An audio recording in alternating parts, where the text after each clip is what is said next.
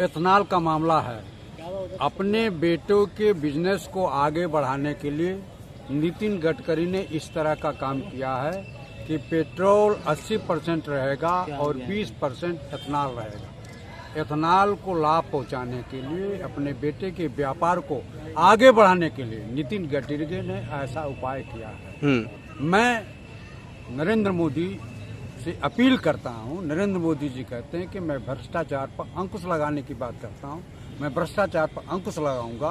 क्या अपने कैबिनेट मंत्री नितिन गडकरी के भ्रष्टाचार की जांच कराएंगे? जो करोड़ों करोड़ रुपया अपने बेटे को लाभ पहुंचाने के लिए इथेनॉल का प्रयोग करवाया है।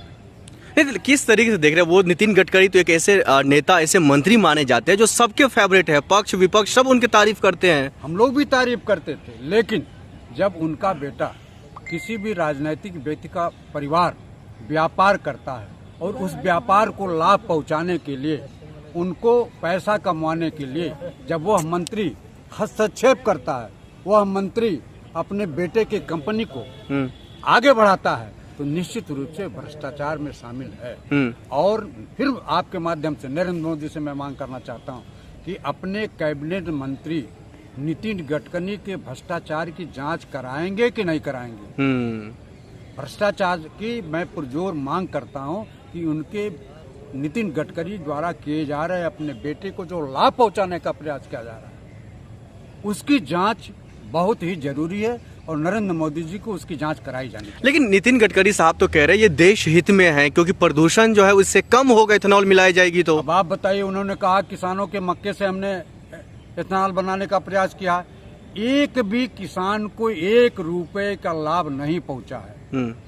नितिन गडकरी जी बताएं वो कौन सा किसान है, किस प्रदेश का किसान है जिसके गन्ने को खरीद करके, जिसके मक्के को खरीद करके उन्होंने इथेनॉल बनवाया है।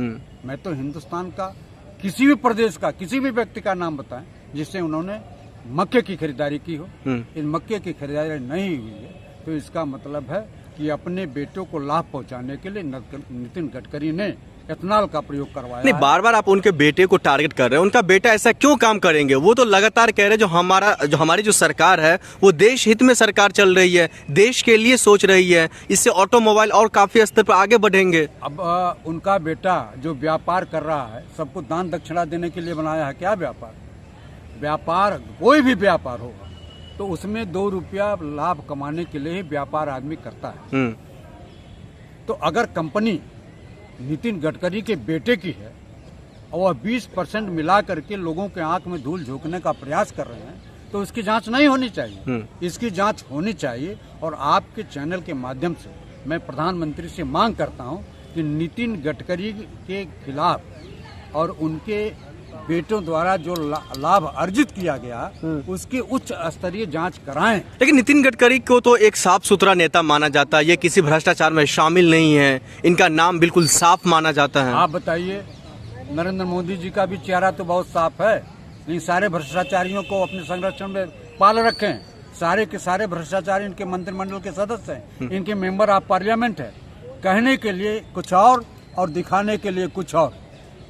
यह सरकार दांत दिखाने के लिए, खाने के लिए कुछ और है। इसीलिए नितिन गडकरी ने जो उनके बेटे कंपनी चला करके इथेनॉल की जो लाभ कमाया है, वो निश्चित रूप से देश हित में नहीं है, वो निजी लाभ है। और कोई भी मंत्री अगर निजी लाभ के लिए व्यापार को आगे बढ़ाने का काम करता है सरकारी माध्यम से, तो उसकी जांच होनी चाहिए। भारतीय जनता पार्टी में नैतिकता नाम की कोई चीज नहीं है।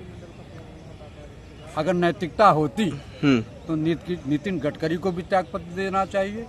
भारत में जो आतंकवाद फैला हुआ है, आंतरिक सुरक्षा और बाह्य सुरक्षा से भारत जूझ रहा है, उस पर गृह मंत्री को भी त्यागपत्र दे देना चाहिए। नितिन गडकरी साहब लगातार कह रहे हैं जो हमारे नाम से हमारा काम को लेकर के लोग जलते हैं, हमारे नाम का जो खराब इस्तेमाल या कहीं पर हमारे जो है हमारे छवि खराब करने के लिए लोग पैसा लेकर के हमारी छवि खराब कर रहे हैं।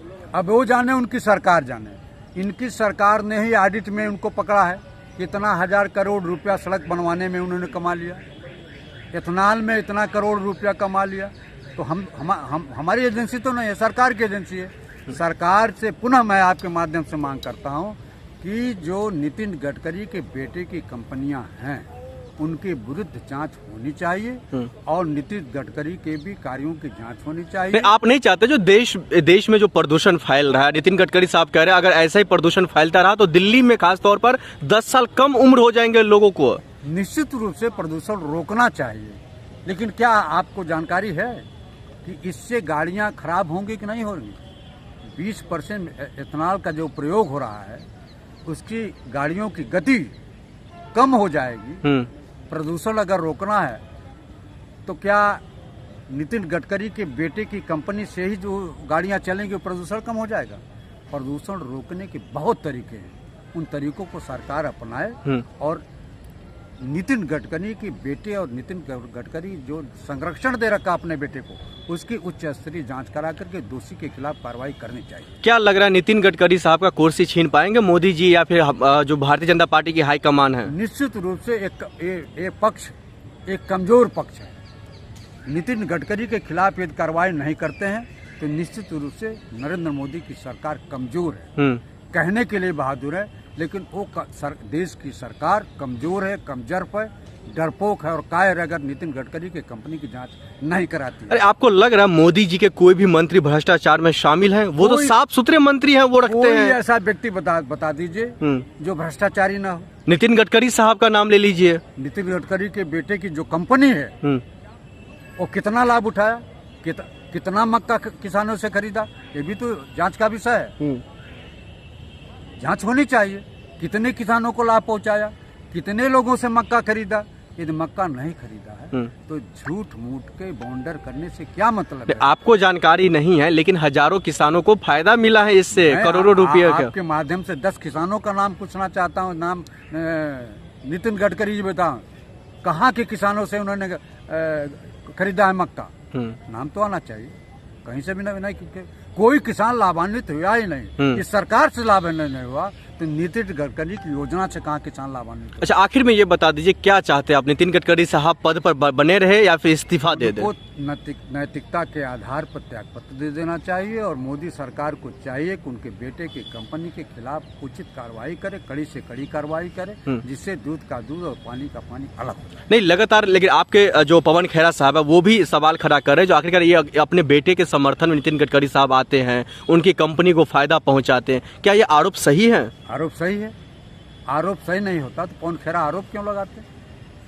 या हर व्यक्ति जानता है कि नितिन गडकरी अपने बेटे के माध्यम से करोड़ों करोड़ों रुपया कमाए हैं, जो जनता के पॉकेट से जा रहा है। जो वाहन मालिक हैं, वाहन चालक है, उनके गाड़ियों से पैसा वसूल रहे हैं और गाड़ियों को खराब करने का काम कर रहे हैं। लेकिन उनके आरोप को जो है दरकिनार किया जा रहा है, पवन खेरा साहब के आरोप को। यही तो है, जब लोकतंत्र में विपक्ष सरकार की कमियों को उजागर करता है और सरकार को चेताता है कि आपके यहाँ एक कमियां हैं, इन कमियों को दुरुस्त करिए और दूर करिए, लेकिन यह सरकार सारे के सारे लोगों के भ्रष्टाचार पर पर्दा डालने का काम करती है, तो नितिन गडकरी के भी भ्रष्ट कार्यों पर पर्दा डालने का काम मोदी की सरकार कर रही है।